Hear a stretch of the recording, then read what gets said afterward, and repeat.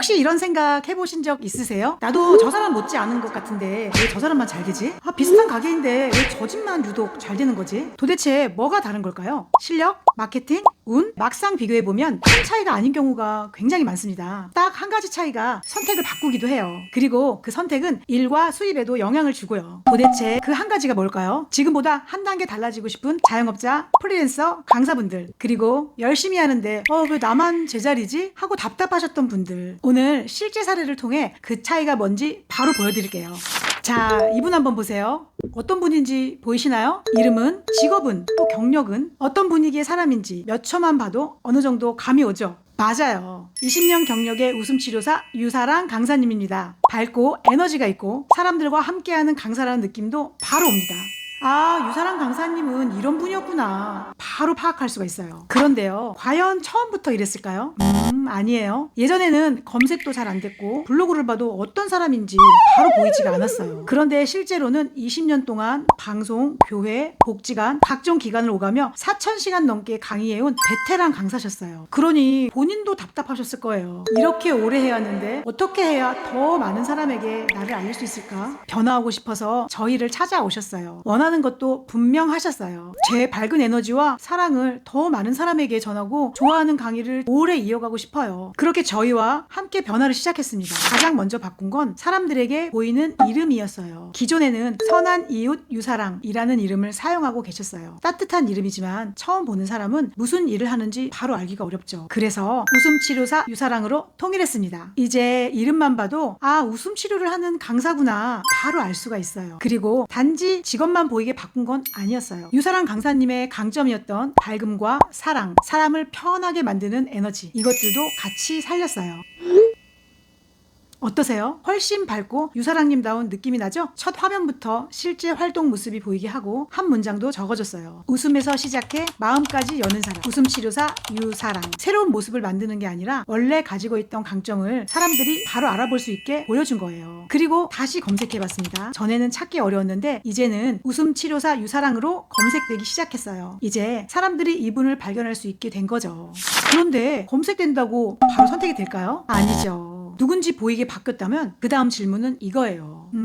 그래서 왜 이 사람을 선택해야 하지? 자, 여러분이 공공기관 담당자라고 생각해보세요. 웃음치료사 강사를 한 명 섭외해야 합니다. 두 사람의 경력과 실력은 비슷해요. 한 분은 검색하면 나오고 어떤 강의를 하는지 보이고 활동 사진과 영상이 있고 포트폴리오까지 확인할 수 있어요. 다른 한 분은 경력은 충분하지만 확인할 수 있는 건 이력서 정도예요.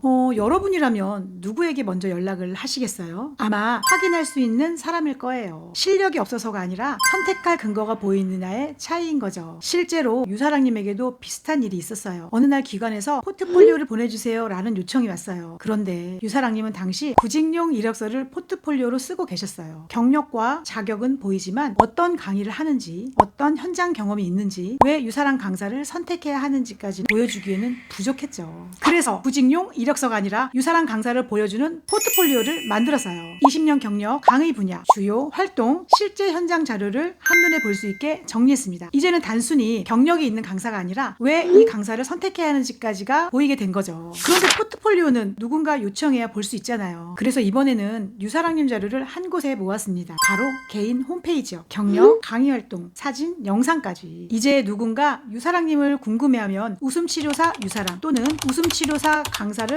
검색하면 홈페이지가 검색되어서 유사랑님의 모든 것을 확인할 수 있었어요. 그리고 유사랑님은 영상에서 강점이 더 잘 보이는 분이었어요. 자, 내 열 손가락이 잘 있는지, 나는 더워가지고 더위 먹고 어디 갔는지. 자, 손가락 한번 봅시다.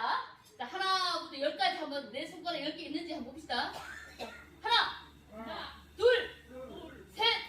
목소리, 표정, 진행력, 현장에서 사람들과 호흡하는 모습, 사진만 볼 때랑 느낌이 다르죠? 그래서 유튜브도 정리를 했습니다. 단순히 그냥 재생 목록을 저장하던 유튜브에서 웃음치료사 유사랑을 실제 모습을 확인할 수 있는 채널로 바꾼 거예요. 이제 실제 강의는 어떤가요? 물어보면 길게 설명할 필요가 없어요. 보여주면 되니까요. 이렇게 브랜딩을 통해 변화를 진행하고 나니 실제 강사 활동에도 변화가 생겼어요. 공공기관에서 강사들을 교육하는 강사들의 강사로도 활동하게 됐고요. 유료 강의와 문의도 늘었습니다. 그리고 이 변화와 함께 함께 너무 좋았던 건 정리된 자신의 모습을 보면서 아, 내가 이렇게 많은 일을 해왔구나. 본인도 다시 힘을 얻으셨다는 거예요. 자꾸 들여다보고 더 관리하고 더 보여주고 싶어지셨고요. 남에게 보여주기 위해 시작했는데 자기 가치를 다시 보게 된 거예요. 자, 아까 오프닝에 이런 질문을 드렸어요. 나도 저 사람보다 못지않은 것 같은데 왜 저 사람만 잘 되지? 비슷한 가게인데 왜 저 집만 잘 되지? 여기까지 보셨다면 이제 답이 조금 보이시죠? 블로그를 만든 것, 홈페이지를 만든 것, 유튜브를 만든 것. 아니요, 그건 그냥 도구였을 뿐이고요. 우리가 한 일은 사실 하나예요. 이 사람이 어떤 사람인지를 명확하게 만들고 강점과 경쟁력을